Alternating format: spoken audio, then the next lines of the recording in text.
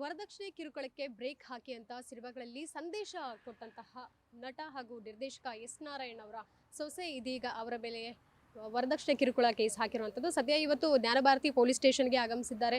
ವಿಚಾರಣೆ ಕೂಡ ಇತ್ತು. ವಿಚಾರಣೆಯಲ್ಲಿ ಏನೇನು ನಡೀತು, ಏನು ಮಾತುಕತೆ ಆಯಿತು ಅನ್ನುವಂಥದ್ದನ್ನು ಎಸ್ ನಾರಾಯಣ್ ಅವ್ರನ್ನೇ ಮಾತಾಡಿಸ್ತಾ ಹೋಗೋಣ. ಸರ್ ನಮಸ್ತೆ. ಇವತ್ತು ವಿಚಾರಣೆಗೆ ಬಂದಿದ್ರಿ ಜ್ಞಾನಭಾರತಿ ಪೊಲೀಸ್ ಸ್ಟೇಷನ್ಗೆ. ಏನು ವಿಚಾರಣೆ ಆಯಿತು, ಏನೇನು ನಡೀತು ಸರ್? ಸಾಹೇಬ್ರು ಇರಲಿಲ್ಲ ಇವತ್ತು, ಹಾಗಾಗಿ ಬೇಲ್ ಕಾಪಿನ ಕೊಡೋದಕ್ಕೆ ಬಂದ್ವಿ. 3 ಜನ ಬೇಲ್ ಕಾಪಿ ಕೊಟ್ಟಿದ್ದೀವಿ. ಅದರದ್ದು ಫಾರ್ಮಾಲಿಟೀಸ್ ಎಲ್ಲ ಮುಗಿಸ್ಕೊಂಡಿದ್ದಾರೆ. ಇನ್ನೊಂದು ದಿನ ಬರಬೇಕಾಗತ್ತೆ ಇಲ್ಲಿ. ಸರ್, ಯಾವುದೇ ಇರಬಹುದು, ಪರಿಸ್ಥಿತಿ ಇರಬಹುದು, ನೀವು ಕೂಡ ಸಿನಿಮಾಗಳಲ್ಲಿ ಸಾಕಷ್ಟು ಸಂದೇಶಗಳನ್ನು ಕೊಟ್ಟಿದ್ದೀರಿ. ಅದರಲ್ಲೂ ಸಹ ಈ ವಿಚಾರವಾಗಿ ವರದಕ್ಷಿಣೆ ಕಿರುಕುಳ ಒತ್ತು ಕೊಟ್ಟು ಸಿನಿಮಾಗಳನ್ನು ಮಾಡಿದ್ದೀರಾ, ಸಂದೇಶ ಕೊಟ್ಟಿದ್ದೀರಾ. ನಿಮ್ಮ ತಂದೆಯವರು ಸಹ ಇದ್ರ ವಿರುದ್ಧ ಅಭಿಯಾನ ಕೂಡ ಮಾಡಿದರು. ಬಟ್ ಇವತ್ತು ನಿಮ್ಮ ಮನೆ ಬಾಗಿಲಿಗೆ ಈ ಪರಿಸ್ಥಿತಿ ಬಂದಿದೆ, ಜೊತೆಗೆ ಈ ಸಂಕಷ್ಟ ಬಂದಿದೆ ಅಂತ ಹೇಳಿದ್ರೆ ಯಾವ ರೀತಿ ನೀವು ಇದನ್ನು ವಿಚಾರಣೆ ಹೆಂಗೆ ತೊಗೊಂಡ್ರಿ? ಮೈಂಡ್ ಸೆಟ್ ಹೇಗಾಯಿತು ಅಂತ ನೋಡಿ. ನಡ್ಕೊಂಡು ಹೋಗ್ತಾ ಇರ್ತೀವಿ, ಎಡು ಬೀಳ್ತೀವಿ ಒಂದ್ಸಲ. ಹಾಗನ್ಬಿಟ್ಟು ಯಾರು ತಪ್ಪು ಅಂತ ಹೇಳಕ್ಕೆ ಬರಲ್ಲ. ಸುಮ್ಮನೆಲ್ಲೋ ನಡ್ಕೊಂಡು ಹೋಗ್ತಾ ಇರ್ತೀವಿ, ಯಾರೋ ಯಾರ ಮೇಲೋ ಹೊಡೆಯೋ ಕಲ್ಲು ನಮ್ಮ ಮೇಲೆ ಬೀಳುತ್ತೆ. ಅದು ನಮ್ಮ ತಪ್ಪು ಅಂತ ಹೇಳಕ್ಕೆ ಬರಲ್ಲ. ಆದರೆ ನಾವು ತಪ್ಪು ಮಾಡಬಾರ್ದು. ನಾವು ಮನುಷ್ಯತ್ವದಿಂದ ಬದುಕಬೇಕು. ಇದು ನಾನು ಪ್ರತಿಯೊಬ್ಬರಿಗೂ ಹೇಳ್ತಾ ಇರ್ತೀನಿ. ಬರೀ ಮನುಷ್ಯ ಅಂದ್ಕೊಂಡಿರೋದಲ್ಲ, ಮನುಷ್ಯನಿಗೆ ಮನುಷ್ಯತ್ವ ಇರಬೇಕು. ಮನುಷ್ಯತ್ವ ಯಾವಾಗ ಬರುತ್ತೆ ಅಂತ ಹೇಳಿದ್ರೆ, ಇಂಥ ಚಟುವಟಿಕೆಗಳಿಂದ ದೂರ ಇರಬೇಕು. ಸಮಾಜವನ್ನು ಶುದ್ಧ ಮಾಡ್ತಾ ಇರಬೇಕು. ಸಮಾಜವನ್ನು ನಾವು ಶುದ್ಧ ಮಾಡುವಾಗ ಮೊದಲು ನಾವು ಶುದ್ಧಿ ಆಗಬೇಕು. ನಾವು ಶುದ್ಧಿ ಆಗದೆ ಸಮಾಜವನ್ನು ಶುದ್ಧಿ ಮಾಡೋಕ್ಕಾಗೋದಿಲ್ಲ.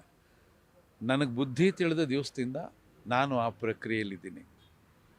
ನಾನು ತಮ್ಮ ವಾಹಿನಿಯಲ್ಲೇ ಹೇಳಿದ್ದೆ, ನನ್ನ ತಂದೆ ವರದಕ್ಷಿಣೆ, ಬಾಲ್ಯ ವಿವಾಹ ಮತ್ತು ಸ್ತ್ರೀ ಶೋಷಣೆ ವಿರುದ್ಧ 60ರ ದಶಕದಲ್ಲಿ ದೊಡ್ಡ ಅಭಿಯಾನವನ್ನು ಮಾಡಿ ಅವ್ರಿಗೆ ಬಹಳ ಒಳ್ಳೆಯ ಹೆಸರು ಬಂತು. ಬಹಳಷ್ಟು ಸಮಸ್ಯೆಗಳನ್ನು ನಿವಾರಣೆ ಮಾಡಿದಂಥವ್ರು. ಮನೆಗಳಲ್ಲಿ ಮಕ್ಕಳಿಗೆ ಅವ್ರಿಗೆ ಅದರ ಪಾಠವನ್ನು ಹೇಳ್ಕೊಡ್ತಾಯಿದ್ರು. ಹೀಗೆ ಬದುಕಬೇಕು, ಹೀಗೆ ಬದುಕಬೇಕು, ಸ್ತ್ರೀ ಕುಲವನ್ನು ಗೌರವಿಸಬೇಕು, ಅದನ್ನು ಮುಖ್ಯವಾಗಿ ಹೇಳ್ಕೊಟ್ಟಿದ್ದು. ಆ ಪ್ರೇರಣೆಯಿಂದ ನಾನು ನನ್ನ ಧಾರಾವಾಹಿಗಳಾಗಲಿ, ಸಿನಿಮಾಗಳಾಗಲಿ, ನೀವು ಗಮನಿಸಿರ್ಬೋದು, ಇಷ್ಟು ವರ್ಷದ ನನ್ನ ಚಿತ್ರ ಬದುಕಿನಲ್ಲಿ ನಾನು ಅದಕ್ಕೆ ಪ್ರಾಮುಖ್ಯತೆ ಕೊಟ್ಟು ಸಮಾಜಕ್ಕೆ ಸಂದೇಶವನ್ನು ಕೊಡೋದ್ರ ಜೊತೆಯಲ್ಲಿ ನನ್ನ ವೈಯಕ್ತಿಕ ಬದುಕಿನಲ್ಲೂ ಕೂಡ ನಾನು ಹಾಗೆ ಬದುಕ್ತಾ ಇದ್ದೀನಿ. ನನ್ನ ಶ್ರೀಮತಿಯನ್ನು ಕೂಡ ಒಂದು ದಿನ ನಾನು ಬೈದವನಲ್ಲ, ಒಂದು ದಿನ ನಾನು ಜಗಳ ಮಾಡಿದವನಲ್ಲ, ಅವರನ್ನು ನಾನು ಏಕವಚನದಲ್ಲಿ ಮಾತಾಡಿಸಿದವನಲ್ಲ. ಅಷ್ಟೊಂದು ಸಭ್ಯತೆ ಇರ್ತಕ್ಕಂಥ ವ್ಯಕ್ತಿ ನಾನು. ಹಾಗಿದ್ದ ಮೇಲೆ ನನಗೆ ಸೊಸೆಯಾಗಿ ಬರೋವಳು, ಆಕೆನ ನಾನು ಹೇಗೆ ನೋಡ್ಕೊಳ್ತೀನಿ? ಜಸ್ಟ್ ಇಮ್ಯಾಜಿನ್ ಮಾಡಿ. ನನ್ನ ಮಗಳನ್ನು ನಾನು ಕಣ್ಣಾಗಿ ನೋಡ್ಕೊಳ್ಳೋ ನನ್ನ ಮಗಳು ಮದುವೆ ಮಾಡಿಕೊಟ್ಟಿದ್ದೀನಿ. ಈ ಮಗು ನಮ್ಮ ಮನೆಗೆ ಬಂದಾಗ ನಾನು ಅದನ್ನೇ ಹೇಳಿದೆ, ನೋಡಮ್ಮ, ನನ್ನ ಮಗಳನ್ನು ನಾನು ಭಾಳ ಪ್ರೀತಿ ಮಾಡ್ತೀನಿ. ಮಗಳು ಇನ್ನೊಂದು ಮನೆ ಬೆಳಗಕ್ಕೆ ಹೋದ್ಲು, ಆ ಸ್ಥಾನ ನೀನು ತುಂಬಿದ್ಯಾ. ನೀನು ಇಲ್ಲಿ ಚೆನ್ನಾಗಿರಬೇಕು. ನಮ್ಮ ಕಡೆಯಿಂದ ಏನೇ ಸಮಸ್ಯೆ ಆದರೂ ಕೂಡ ನೀನು ತಕ್ಷಣ ಹೇಳು, ಈ ಥರ ಸಮಸ್ಯೆ ಇದೆ, ನಾವು ಸರಿ ಮಾಡ್ಕೋತೀವಿ. ನೀ ಚೆನ್ನಾಗಿರಬೇಕು, ನಿನ್ನನ್ನು ಭಾಳ ಚೆನ್ನಾಗಿ ನೋಡ್ಕೋತೀವಿ ಅಂತ. ಬಹುಶಃ ಅದು ಯಾವುದೂ ಅವ್ರಿಗೆ ನೆನಪಲ್ಲೂ ಇಲ್ಲ, ಅವ್ರ ತಲೆಗೂ ಹತ್ತಲಿಲ್ಲ. ಈ ಥರದ್ದೇನೋ ಆಗೋಯ್ತು. ಇನ್ನೂ ನಮ್ಮ ಮನೆಯವ್ರನ್ನ ನೀವೆಲ್ಲ ನೋಡಿರ್ತೀರಿ. ಒಂದು ಇರುವೆಗೂ ನೋವು ಕೊಡೋವಂಥವ್ರಲ್ಲ ಅವರು. ನಮ್ಮ ಮೇಲೆ ಈ ರೀತಿ ಆರೋಪ ಮಾಡಿ ಇಲ್ಲಿಗೆಲ್ಲ ಕರೆಸಿ ಈ ರೀತಿ ಎಲ್ಲ FIR ಎಲ್ಲ ಮಾಡಿಸಿ ಇದೆಲ್ಲ ಬೇಕಾ ಅನ್ನಿಸ್ಬಿಡ್ತು ನಮಗೆ. ಒಂಥರ ಸಮಯ ಸರಿ ಇಲ್ಲದೆ ಇದ್ದಾಗ ಇವೆಲ್ಲ ಬರುತ್ತೆ. ಹೆದರ್ಸೋದಕ್ಕೆ ಸಿದ್ಧವಾಗಿರಬೇಕು, ಹೆದರ್ಕೋಬಾರ್ದು. ಯಾವಾಗ ಮನುಷ್ಯ ಹೆದರ್ಕೋಬೇಕು ಅಂದರೆ, ನಾವು ತಪ್ಪು ಮಾಡಿದಾಗ ಅಯ್ಯೋ ಈ ತಪ್ಪು ಮಾಡಿದ್ದೀನಲ್ಲ, ಈ ತಪ್ಪಿಂದ ಹೇಗೆ ಪಾರಾಗೋದು ಅಂತ ಅಲ್ಲ, ತಪ್ಪನ್ನು ಹೇಗೆ ಸರಿಪಡಿಸ್ಕೊಳ್ಳೋದು ಅಂತ ಯೋಚನೆ ಮಾಡಬೇಕು. ನನಗೆ ಆ ಚಿಂತೆ ಇಲ್ಲ. ನಾನು ಯಾವತ್ತೂ ಭಾಳಷ್ಟು ಮದುವೆಗಳಿಗೆ ಹೋಗ್ತೀನಿ. ನಾನು ಇನ್ವಿಟೇಷನ್ಗಳು ಕೊಟ್ಟಾಗ ಮದುವೆಗೆ ಹೋದಾಗ ಕೆಲವು ದೊಡ್ಡ ಮದುವೆಗಳಲ್ಲಿ ನಾನೇನು ಕೇಳಲ್ಲ. ಆದರೆ ಈ ಕೆಳ ಮಧ್ಯಮ ವರ್ಗದ ಕುಟುಂಬಗಳಲ್ಲಿ ಮದುವೆಗಳಾದಾಗ ನಾನು ಆ ಹೆಣ್ಣಿನ ತಂದೆ ತಾಯಿಗಳನ್ನು ಪ್ರತ್ಯೇಕವಾಗಿ ಕರೆದು ಕೇಳ್ತೀನಿ, ಎಲ್ಲ ಸುಸೂತ್ರವಾಗಿ ನಡೆದಿದೆಯಾ, ವರದಕ್ಷಿಣೆ ಏನಾದರೂ ಕೇಳಿದ್ರಾ, ನೀವೇನಾದ್ರು ಕೊಟ್ಟಿದ್ದೀರಾ ಅಂತ ಭಾಳ ಪ್ರೀತಿಯಿಂದ ಕೇಳ್ತಾ ಇರ್ತೀನಿ. ಯಾಕೆಂದರೆ ಅದು ಆಗಬಾರ್ದು ಅಂತ. ಯಾಕೆಂದರೆ ತುಂಬ ನಾಗರಿಕತೆ ಕಲ್ತಿದ್ದೀವಿ ನಾವು, ನಾಗರಿಕ ಸಮಾಜ ಬಹಳ ಬೆಳೆದಿದೆ. ಇನ್ನೂ ವರದಕ್ಷಿಣೆ ಕೊಡೋದು, ವರದಕ್ಷಿಣೆ ಕೇಳೋದು, ವರದಕ್ಷಿಣೆಗೋಸ್ಕರ ಮದುವೆ ನಿಂತೋಗೋದು, ವರದಕ್ಷಿಣೆಗೋಸ್ಕರ ಆ ಹೆಣ್ಣು ಮಗು ಆ ಮನೇಲಿ ಹೋಗಿ ಕಷ್ಟನೂ, ಇವೆಲ್ಲ ಇನ್ನೂ ಇರಬೇಕಾ? ಇವೆಲ್ಲ ಯೋಚನೆ ಮಾಡೋ ವ್ಯಕ್ತಿ ನಾನು. ನನ್ನ ಕುಟುಂಬದಲ್ಲಿ ಹೇಗೆ ತಾಯಿ ನಾನು ಮಾಡ್ಕೋತೀನಿ ಅವೆಲ್ಲ. ಅವ್ರಿಗೆ ಏನೋ ಬೇಕಿತ್ತು ನಮ್ಮ ಮನೆಯಲ್ಲಿ, ಬಹುಶಃ ಸಿಗಲಿಲ್ಲ, ಹೊರಟೋದ್ರು ಅಷ್ಟೇ. ಅವ್ರು ಯಾಕೆ ಬಂದರು ಅಂತ ಇನ್ನೂ ಗೊತ್ತಿಲ್ಲ ನನಗೆ. ನಮ್ಮ ಮನೆಗೆ ಯಾಕೆ ಬಂದರು ಅವರು, ಏನಕ್ಕೆ ಬಂದರು ಕಾಡುತ್ತೆ ನನಗೆ. ಪ್ರೀತಿ ಮಾಡಿದ್ರು ಅವರು, ಪ್ರೀತಿ ಮಾಡಿದ್ರು. 10 ಸಲ ಕೇಳಿದ್ದೀನಿ, ಅನ್ಯೋನ್ಯವಾಗಿರ್ತೀರಾ ನೀವಿಬ್ಬರು, ಅನ್ಯೋನ್ಯವಾಗಿರ್ತೀರಾ? ಯಾಕೆ 10 ಸಲ ಕೇಳ್ತೀವಿ ನಾವು ದೊಡ್ಡವರು? ನಮಗೆಲ್ಲ ಒಂದು ಸಣ್ಣ ಅನುಮಾನ ಬಂದಿರುತ್ತೆ, ಸಣ್ಣ ಅನುಮಾನ ಬಂದಿರುತ್ತೆ. ನನ್ನ ಮಗನ ಕೇಳಿದೆ, ಏನು ಮಗನೇ ನಿಜವಾಗ್ಲೂ ನೀವಿಬ್ಬರು ಲವ್ ಮಾಡ್ತಾಯಿದ್ದೀರಾ? ಪಾಪ ಅವನು ಮುಗ್ಧ, ನೀವು ಅವ್ನು ನೋಡಿರ್ತೀರಿ, ಅವನು ಮಾತಾಡಲ್ಲ ಯಾರ ಹತ್ರನೂ, ಮುಗ್ಧ. ಇವನು ಹೇಗೆ ಲವ್ ಮಾಡ್ದ? ಲವ್ ಮಾಡೋಷ್ಟು ಧೈರ್ಯ ಎಲ್ಲಿ ಬಂತು? ಹುಡುಗಿನ ಪ್ರಪೋಸ್ ಮಾಡೋಷ್ಟು ಧೈರ್ಯ ಎಲ್ಲಿಂದ ಬಂತು? ಇಲ್ಲ. ಪ್ರೀತಿ ಮಾಡಿದ್ದಾರೆ ಅವರು, ಇವ್ರನ್ನ ಪ್ರೀತಿ ಮಾಡಿದ್ದಾರೆ. ಪ್ರೀತಿ ಮಾಡಿದ್ಮೇಲೆ ನಾನೆಲ್ಲ ಸಿನಿಮಾಗಳಲ್ಲಿ ತೋರಿಸಿರೋದೇನು? ಪ್ರೀತಿ ಅದು ಎಲ್ಲವನ್ನು ಗೆಲ್ಲುತ್ತೆ, ಪ್ರತಿಯೊಂದನ್ನು ಗೆಲ್ಲುತ್ತೆ. ಪ್ರೀತಿಗೆ ಏನೂ ಬೇಕಾಗಿಲ್ಲ, ಅದಕ್ಕೇನೂ ಬೇಕಾಗಿಲ್ಲ. ಜಾತಿ, ಕುಲ, ಆಸ್ತಿ ಏನೂ ಬೇಕಾಗಿಲ್ಲ. ಪ್ರೀತಿ ಮಾಡೋ ಪ್ರಿಯಕರ ಅಷ್ಟೇ ಬೇಕು. ನಾವು ಅಂದ್ಕೊಂಡು ಪ್ರೀತಿ ಮಾಡಿದಾರಲ್ಲ ಅನ್ಯೋನ್ಯವಾಗಿರ್ತಾರೆ ಅಂತ. ಬಟ್ ಅವ್ರು ಪ್ರೀತಿ ಮಾಡಿರೋದು ಅವನನ್ನಲ್ಲ. ಅವನನ್ನು ಪ್ರೀತಿ ಮಾಡಿದರೆ ಈ ನೆಪ, ಈ ಕಾರಣ ಹೇಳಿದರೆ, ಅವನು ಕೆಲಸ ಮಾಡ್ತಿಲ್ಲ, ಉದ್ಯೋಗ ಇಲ್ಲ. ಅರೆ, ನಾನು ಅದನ್ನೇ ಕೇಳಿದ್ದು, ನೀವು ಪ್ರೀತಿ ಮಾಡಿದ್ದು ಯಾರನ್ನ? ಒಬ್ಬ ಡೈರೆಕ್ಟ್ರನ್ನ. ಇವರು ಸಿನಿಮಾ ಮಾಡಿದ್ರು ಒಂದು, ಆ ಸಿನಿಮಾಗೆ ಇವರು ಡೈರೆಕ್ಟ್ರು, ಅವ್ರು ಹೀರೋಯಿನ್ನು. ಸಿನಿಮಾ ನಿರ್ದೇಶಕನ ನೀವು ಪ್ರೀತಿ ಮಾಡಿದ್ದೀರಿ. ಸಿನಿಮಾ ನಿರ್ದೇಶಕನಿಗೆ ಸಿನಿಮಾಗಳು ಯಾವಾಗ ಸಿಗುತ್ತೆ? ಈಗ ಆ ಸಿನಿಮಾ ಸೋಲ್ತು, ಇನ್ನೊಂದು ಸಿನಿಮಾ ಅವ್ನಿಗೆ ಹೇಗೆ ಸಿಗುತ್ತೆ? ಇದೆಲ್ಲ ನೀವು ಮೊದಲೇ ಯೋಚನೆ ಮಾಡಬೇಕು. ಅವ್ನಿಗೆ ಆದಾಯ ಇಲ್ಲ ಅಂದರೆ ನೀವು ಮೊದಲು ಯೋಚನೆ ಮಾಡಿದ್ದೀರಲ್ಲ, ಎಲ್ಲ ಗೊತ್ತಿದ್ದು ತಾನೇ ಬಂದಿದ್ದೀರಿ. ನಾನು ಕರ್ಕೊಂಬಂದು ನಿಮ್ಮನ್ನು ಮದುವೆ ಮಾಡಿಸಿಲ್ವಲ್ಲ, ನೀವು ತಾನೇ ಮೆಚ್ಕೊಂಡು ಬಂದಿದ್ದೀರಿ. ಇರಬೇಕು, ಕಷ್ಟನೋ ಸುಖನೋ.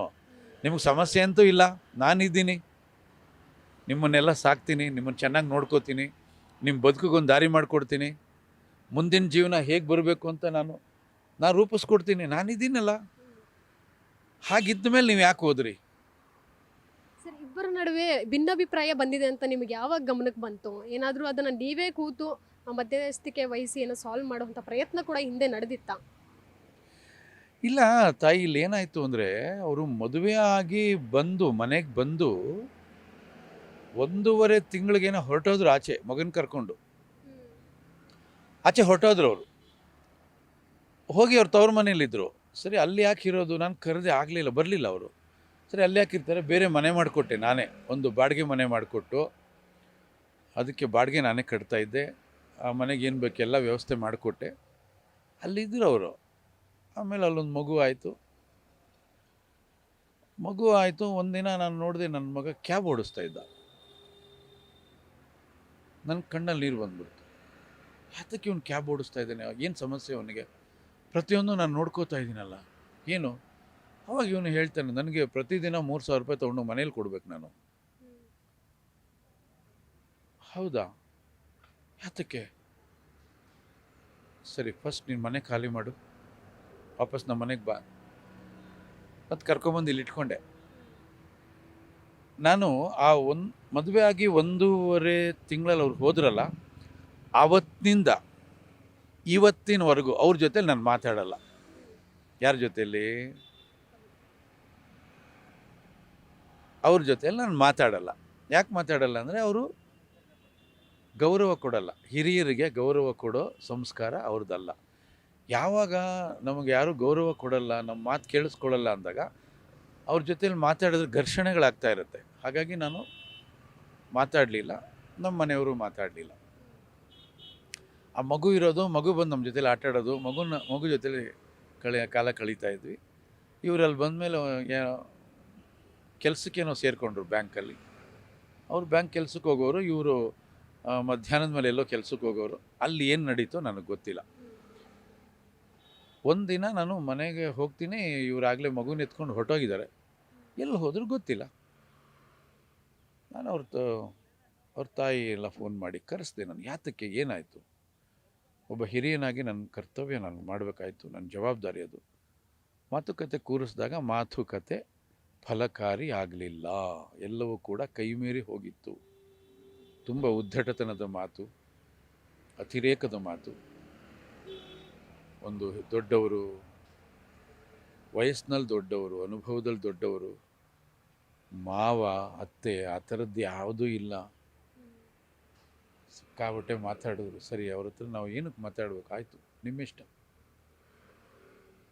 ಪ್ರತಿಯೊಬ್ಬ ವ್ಯಕ್ತಿಗೂ ತನ್ನ ಜೀವನದಲ್ಲಿ ಯಾವುದೇ ನಿರ್ಧಾರ ತಗೊಳ್ಳೋಕ್ಕೆ ಅವ್ರಿಗೆ ಸ್ವತಂತ್ರರು, ಪ್ರತಿಯೊಬ್ಬರೂ ಕೂಡ.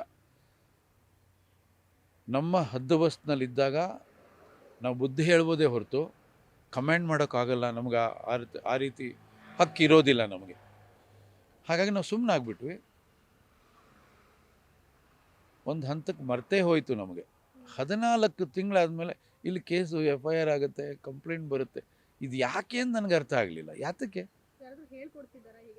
ಅದು ಗೊತ್ತಿಲ್ಲ. ಇರ್ಬೋದು, ಯಾಕೆಂದರೆ ಅವ್ರಿಗೆ ನಮ್ಮ ಮೇಲೆ ದ್ವೇಷ, ಕೋಪ, ಇನ್ನೇನೋ ಮಾಡಬೇಕು ಅಂದಿದ್ರೆ ಅವರು ಮನೆಯಿಂದ ಹೋದ ತಕ್ಷಣ ಬಂದು ಇಲ್ಲಿ ಕಂಪ್ಲೇಂಟ್ ಕೊಟ್ಟು ಅದನ್ನೆಲ್ಲ ಏನೋ ಮಾಡ್ಕೋಬೋದಾಗಿತ್ತು. ಆದರೆ ಅವರು 14 ತಿಂಗಳು ಎಲ್ಲವೂ ಮರೆತು ಹೋಗುವಂಥ ಸಂದರ್ಭದಲ್ಲಿ ಇವರು ಈ ರೀತಿ ಮಾಡಿದ್ದು ನನಗೂ ಆಶ್ಚರ್ಯ ಆಯಿತು. ಇರಲಿ, ಪರವಾಗಿಲ್ಲ. ಇದು ಒಂದು ರೀತಿಯಲ್ಲಿ ನನಗೊಂಥರ ಎಚ್ಚರಿಕೆ ಗಂಟೆ. ನನಗೆ ಅಂತಲ್ಲ, ನನ್ನ ಹಾಗೆ ಇರ್ತಕ್ಕಂಥ ಈ ರಾಜ್ಯದ ಅನೇಕ ಅತ್ತೆ ಮಾವಂದರಿಗೆ ಒಂದು ಎಚ್ಚರಿಕೆ ಗಂಟೆ. ನಾವು ಮಕ್ಕಳನ್ನ ಎಷ್ಟೇ ಪ್ರೀತಿಯಿಂದ ನೋಡಿಕೊಂಡ್ರು, ಮಕ್ಕಳು ಅಂತ ನಾನು ಯಾಕೆ ಹೇಳ್ತೀನಿ ಅಂದರೆ, ನಮ್ಮ ಮನೆಗೆ ಸೊಸೆಯಾಗಿ ಬಂದಮೇಲೆ ಅವ್ರು ನಮ್ಮ ಮಕ್ಕಳೇ. ಅವರು ಎಷ್ಟೇ ಪ್ರೀತಿಯಿಂದ ನೋಡಿಕೊಂಡ್ರು ಈ ಥರದ್ದೊಂದು ಸನ್ನಿವೇಶ ನಮ್ಮ ಜೀವನದಲ್ಲಿ ಬರುತ್ತೆ. ನಾವು ಹೆದರ್ಸೋಕೆ ಸಿದ್ಧರಾಗಿರಬೇಕು. ಧೈರ್ಯವಾಗಿ ಹೆದರಿಸಿ ಏನೂ ಆಗೋದಿಲ್ಲ. ತಪ್ಪು ಮಾಡಬಾರ್ದು. ತಪ್ಪು ಮಾಡಲಿಲ್ಲ, ಹೆದರ್ಕೋಬೇಡಿ ಅಷ್ಟೇ. ಸರಿ, ಈಗ ಪವನ್ ಅವರ ಮುಂದಿನ ಭವಿಷ್ಯ ಹೇಗೆ ಅನ್ನುವಂಥದ್ದು ಕೂಡ ಬರುತ್ತೆ. ಯಾಕಂದರೆ ಅವರು ಚಿತ್ರರಂಗದಲ್ಲಿ ಹೆಸರು ಮಾಡಬೇಕಂತಂಥದ್ದು ಬಂದವರು. ಆ ಹಠ ಇದೆ, ಇನ್ಸ್ಟಿಟ್ಯೂಟ್ ಕೂಡ ನಡೆಸ್ಕೊಂಡು ಹೋಗ್ತಾ ಇರುವಂಥದ್ದು. ಅವ್ರ ಮನಸ್ಥಿತಿ ಸದ್ಯಕ್ಕೆ ಹೇಗಿದೆ? ಎಲ್ಲವೂ ಪ್ರಯತ್ನ ಆಗಿರುತ್ತೆ ಅಷ್ಟೇ. ನಾವು ಹೀಗೆ ಮಾಡು ಹಾಗೆ ಮಾಡು ಅಂತ ಹೇಳ್ಬೋದು, ಬಟ್ ನಮ್ಮ ಕೈಲಿ ಏನೂ ಇರೋದಿಲ್ಲ. ಒಂದು, ಮಕ್ಕಳ ಭವಿಷ್ಯನ ರೂಪಿಸೋದಕ್ಕೆ ಅವ್ರ ತಂದೆಯಾಗಿ ನಾನು ಇನ್ನೂ ಗಟ್ಟಿಮುಟ್ಟಾಗಿದ್ದೀನಿ, ಇನ್ನೂ ಬಲಾಢ್ಯವಾಗಿದ್ದೀನಿ. ಭಗವಂತ ನನಗೆ ಶಕ್ತಿ ಕೊಡ್ತಾನೆ, ಅವನು ಚೆನ್ನಾಗಿರ್ತಾನೆ. ಅದಕ್ಕೆ ನಾವು ದಾರಿ ಮಾಡಿಕೊಡ್ತೀವಿ. ಅವನ ಚಿಂತೆ ನನಗಿಲ್ಲ. ಹೊಂದಾಣಿಕೆ ಮಾಡ್ಕೊಂಡು ಮತ್ತೆ ಜೊತೆಯಾಗಿ ಇರುವಂಥ ಸಾಧ್ಯತೆ ಇದೆಯಾ, ಅಥವಾ ಬೇರ್ಪಡ್ತಾರಾ? ಏನಾದರೂ ಡಿಸಿಷನ್ ಮಾಡಿದಾರಾ ಪವನ್ ಅವರು? ಮೇಡಮ್, ಇದು ಕೋರ್ಟಲ್ಲಿರೋ ಮ್ಯಾಟ್ರು. ಈ ವಿಷಯ ಹೇಳಂಗಿಲ್ಲ ನಾನು. ಬಟ್ ಆ ಹೆಣ್ಮಗು ತಗೊಂಡಿರೋ ನಿರ್ಧಾರ, ಆಕೆ ಹೋಗ್ತಿರೋ ರೂಟ್ ಇದೆಯಲ್ಲ, ಅದು ಹೊಂದ್ಕೊಂಡು ಹೋಗುವಂಥದ್ದಲ್ಲ. ಹೊಂದಾಣಿಕೆ ಮಾಡೋ ಯಾವ ಲಕ್ಷಣಗಳು ಇದರಲ್ಲಿ ಇಲ್ಲ. ಅದಂತೂ ಸ್ಪಷ್ಟವಾಗಿ ಕಾಣ್ತಾ ಇದೆ. ಹಾಗಾಗಿ ನಾವು ಮುಂದಿನ ಯೋಚನೆಗಳು ಏನಿದೆ, ಭಗವಂತ ಹೇಗಿರ್ತಾನೆ ಆಗೋಗ್ತಾ ಇರ್ಬೇಕು. ಸರ್, ನಾನು ಅವ್ರ ತಂದೆಯನ್ನು ಮಾತಾಡಿಸಿದೆ. ಪರ್ಸನಲಾಗಿ ಮಾತಾಡಿದಾಗ ಅವ್ರು ಹೇಳಿದರು, ನನ್ನ ಮಗಳೇ ಅಲ್ಲ ಅವಳು, ನನ್ನ ಪಾಲಿಗೆ ಇಲ್ಲವೇ ಇಲ್ಲ ಅಂತ ಹೇಳಿದರು. ಈ ಕಡೆ ಗಂಡನ ಮನೆಗೂ ಅವರು ಬೇಡವಾಗಿರುವಂಥದ್ದು, ಆ ಕಡೆ ತಂದೆಗೂ ಸಹ ನನ್ನ ಮಗಳೇ ಅಲ್ಲ ಅನ್ನುವಂಥದ್ದು ಹೇಳೋ ಅಷ್ಟು ಮೈಂಡ್ಸೆಟ್ಗೆ ಅವರು ಬಂದಿದ್ದಾರೆ. ಏನಾದರೂ ಡೈವರ್ಷನ್ ತೊಗೊಂಡಿದ್ದಾರಾ ಹೇಗೆ? ಯಾಕಂದರೆ ಗಂಡನ ಕೂಡ ನಿಂದಿಸ್ತಾರೆ ನೀವು ದುಡಿಯಲ್ಲ ಅಂತ. ಡೈವರ್ಷನ್ ಆಗಿದೆಯಾ ಅವ್ರ ಮೈಂಡಲ್ಲಿ? ನನಗೆ ಅದನ್ನು ಸ್ಟಡಿ ಮಾಡೋಷ್ಟು ನನ್ನ ಜೊತೆಲಿ ಸಲಿಗೆಯಲ್ಲಿ ಇರಲಿಲ್ಲ ಅವರು. ಬಿಕಾಸ್ ನೀವು ದಿನ ಬೆಳಗಾದರೆ ಮಾತಾಡ್ತಿದ್ರೆ, ಒಬ್ಬರು ಕಷ್ಟ ಒಬ್ಬರು ಹಂಚ್ಕೋತಾ ಇದ್ದರೆ, ನಿಮ್ಮ ಮನಸ್ಥಿತಿ ನನಗೆ ಅರ್ಥ ಆದರೆ ನಾನೇನೋ ಹೇಳ್ಬೋದು. ನಮ್ಮ ಮನೇಲಿ ಆ ವಾತಾವರಣನೇ ಇಲ್ಲ, ಟೋಟ್ಲಾಗಿ ಇಲ್ಲ. ಅವ್ರ ಧ್ವನಿ ಹೇಗಿದೆ ಅಂತ ಕೂಡ ನಾವು ಮರ್ತು ಹೋಗಿದೆ. ಹಾಗಿದ್ದಾಗ ನನಗೆ ಇದನ್ನು ಸ್ಟಡಿ ಮಾಡೋಕ್ಕೆ ನನಗೆ ಕಷ್ಟ ಆಗ್ತಾಯಿತ್ತು. ಸರ್, ಸೊ ಇದಿಷ್ಟು ಎಸ್ ನಾರಾಯಣ್ ಅವರ ಮಾತಾಗಿತ್ತು. ಕ್ಯಾಮ್ರಾ ಪರ್ಸನ್ ಯುವರಾಜ್ ಜೊತೆಗೆ Keerthi Patil, guarantee news, Bengaluru. Guarantee news, ಸುದ್ದಿ ಖಚಿತ, ನ್ಯಾಯ ನಿಶ್ಚಿತ.